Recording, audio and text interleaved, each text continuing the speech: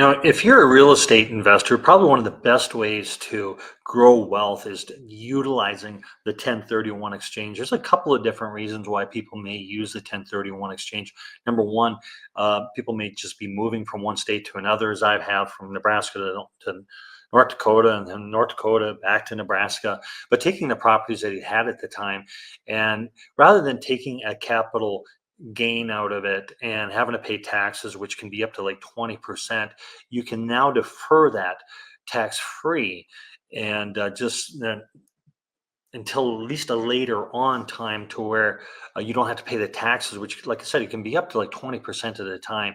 So if you can imagine, if you had a property and let's say you have $150,000 equity into that property and you want to get into something that's larger, there's great opportunity out here and it cash flows that much better, you can then sell the property that you have, put it into a third party account for up to 45 days, identify three potential properties that you can get into, and then you have 180 days to close on that.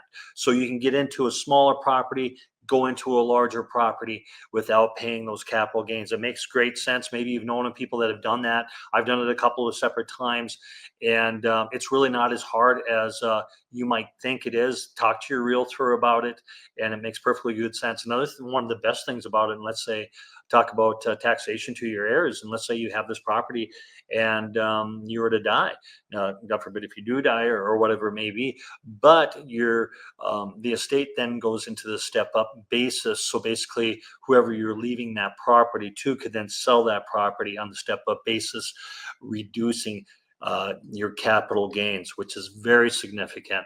So wonderful strategy there. Great way to build up wealth and just really ratchet up your portfolio utilizing that 1031 exchange. Have a good one now.